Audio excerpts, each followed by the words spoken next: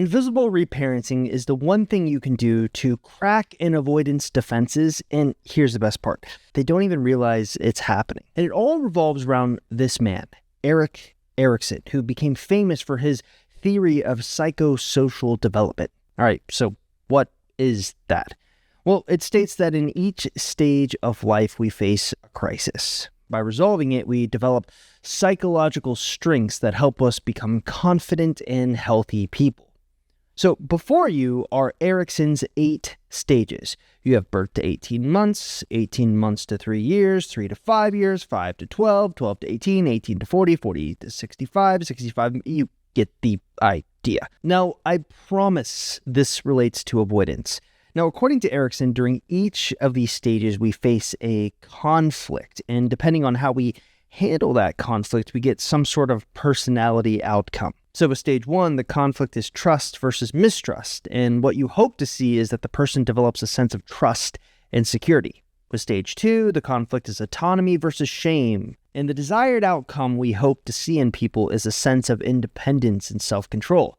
Stage 3 is initiative versus guilt. The outcome, a sense of purpose, and the confidence to take action and make decisions. During stage 4, you face industry versus inferiority, where ideally you gain a sense of competence. 5 is a big one, identity versus role confusion. This is where you're supposed to figure out who you are. If you do, you get fidelity, a solid internal sense of self. Stage 6 is intimacy versus isolation. The goal here is deep connection, the ability to love without losing yourself. Stage 7, that's generativity versus stagnation. It's about giving back, contributing, feeling like your life has meaning. The reward is a sense of care. And the final stage is ego integrity versus despair, where you either look back on life with peace or regret. And if you navigate this one well, you get wisdom. All right, so what do we know about attachment theory? Well, we know that it gets developed at a very young age. So for the purposes of this video, we aren't going to be focusing on every single stage, just these 3. Stages 1, 2, and 5. You know, in my community, every once in a while, we get these updates from clients about avoidance, like this one from Javi. ERP and I are still going strong. Or this one from Danielle. I never dreamed it would ever be my turn, but somehow it happened when I least expected it. Or this one from Catherine. We are now back together. Actually, we are already back together for 2 months already. I just didn't have the time to update. Now, each of these individuals successfully won their avoidance back using the methods I've outlined in the Cider Super offer. They devoured my entire course library. They partnered with battle buddies. They asked me questions during live streams. But more than anything, they stopped doing what wasn't working, and they started doing what actually does. If you're tired of guessing, tired of feeling stuck, and you just want a real plan that works, well, right now, for a limited time, you can get access to everything I've ever created for 50% off. That's a one-time payment of $97. Now, all you have to do if you're interested is click the link you see in the description, and I'll see you on the inside. All right, let's get back to the video. So let's start with stage 1, trust versus mistrust. This happens between birth and 18 months. This is where our attachment style starts to take root. If a caregiver is emotionally inconsistent, neglectful, or outright rejecting, the child learns, I can't count on anyone. And the seed of avoidant attachment is essentially planted. Next, we have stage 2, autonomy versus shame and doubt. This happens between 18 months to 3 years. This is where we're exploring the world, testing boundaries, and trying to assert ourselves. But if we're punished for being too emotional or too needy, we don't learn healthy independence. We learn shame. So like a great example here is like if you're left at a daycare and your needs are constantly ignored as a child because there's 20 other kids and there's only one caregiver, where as someone with a secure attachment likely has that one-to-one help. So ultimately what happens is we start hiding the parts of ourselves to stay safe. And that leads us to stage 5, identity versus role confusion, which is between 12 to 18 years. This is where we're supposed to figure out who we are, separate from everyone else. But for avoidance, that identity is built around survival, not authenticity. So instead of becoming, they start performing. And that leads me to talk about something a bit uncomfortable.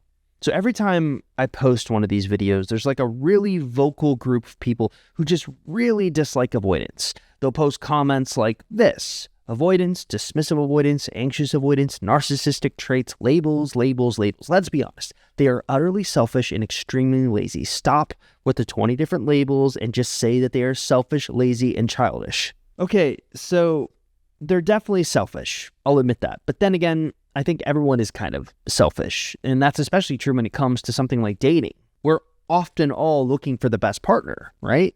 And you can easily argue that is selfish. A truly selfless person is a people pleaser and would likely find themselves in a relationship they didn't want to be in, but couldn't say no to because they didn't want to hurt someone else's feelings. That's selfless. But what about the lazy and childish accusations? Well, I completely disagree with this one. I think the individual who left this comment is mistaking symptoms for the disease.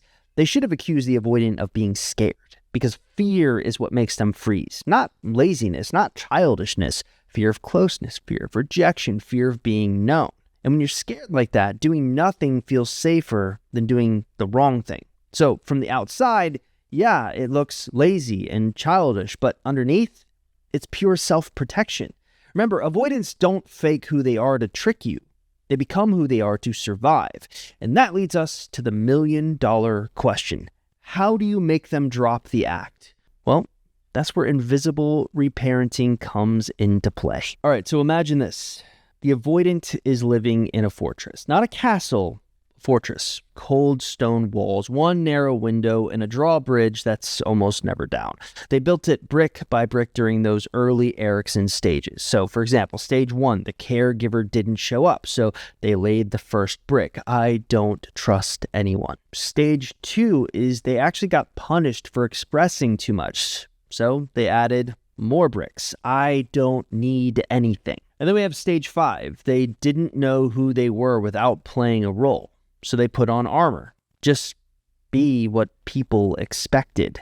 And by the time they're adults, the fortress feels like home. The act isn't an act to them. It's protection.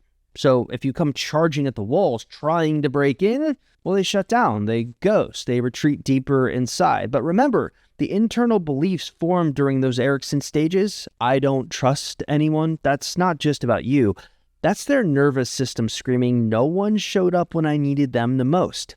I don't need anything. That's not strength. That's learned helplessness. That's a child who asked once, maybe twice, and got ignored. So they stopped asking, just to be what people expect. That's not authenticity. It's self-abandonment dressed up as likability. It's performing love instead of receiving it. These are the beliefs that shape the core wound of an avoidant, and these are the beliefs that you need to change. Now, here's the catch.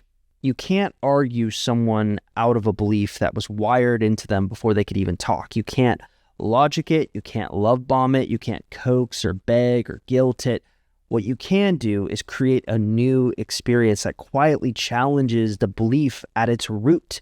And this is the foundation of invisible reparenting. Now, before you see a ladder with 3 rungs. At the top of the ladder is a heart. I think you see where I'm going with this. The idea is to climb the ladder and get to your avoidance core. Now, each rung of the ladder is going to be designed to reshape one of those negative Erikson beliefs through invisible reparenting. All right, so let's start here with rung number 1. I don't trust anyone. We've already covered this, but it bears repeating that this belief gets wired in way early during stage 1, trust versus mistrust.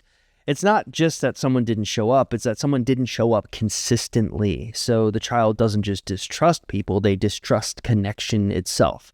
Of course, when I explain this to clients, a lot of them make a common mistake. They try to overcompensate to earn the avoidant's trust. They reach out more, they reassure more, they try to prove they're safe. But to an avoidance nervous system, all of that feels invasive, like pressure, which confirms their belief. See, the moment someone gets close, I can't breathe.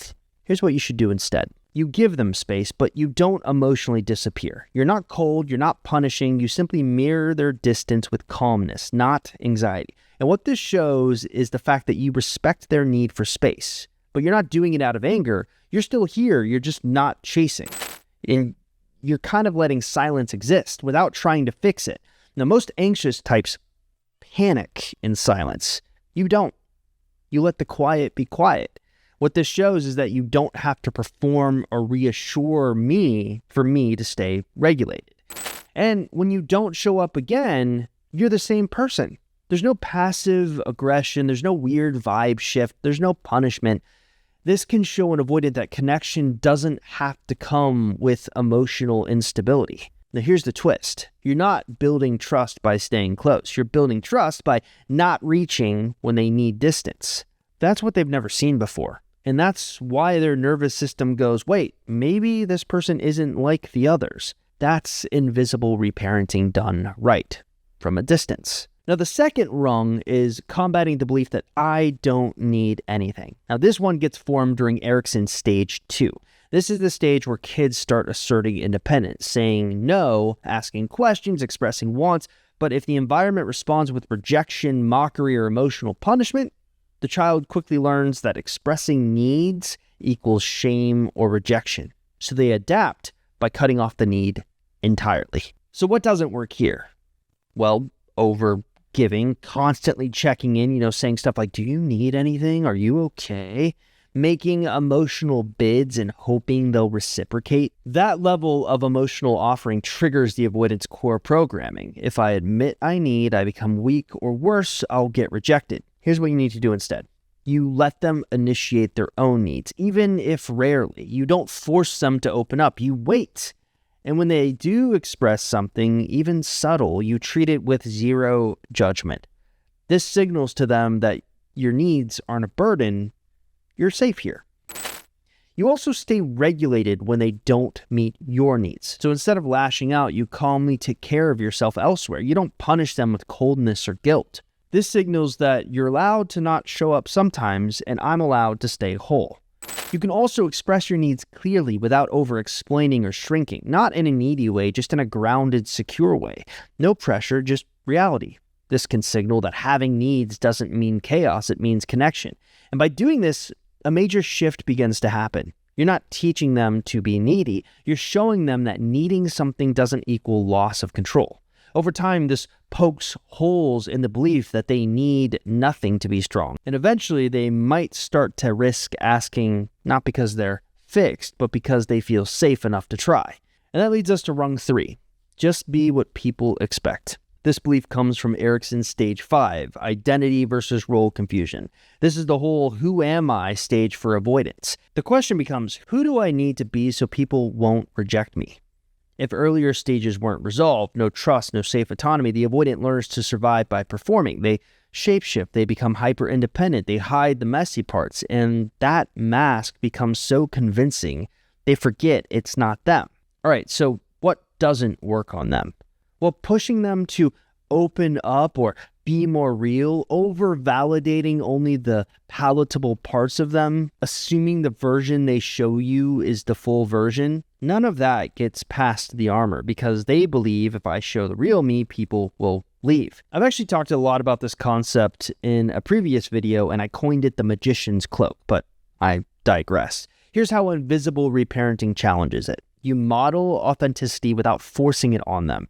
You're honest about what you feel. You don't pretend to be okay when you're not, but you also don't make a show of your emotions. You just own them.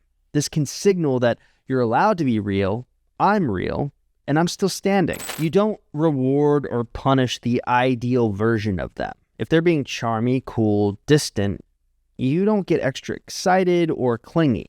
You stay steady, whether they're polished or awkward. This can signal that you don't have to perform to be accepted. You can also express uncomfortable truths calmly. You're willing to disappoint them, disagree, or say no without drama.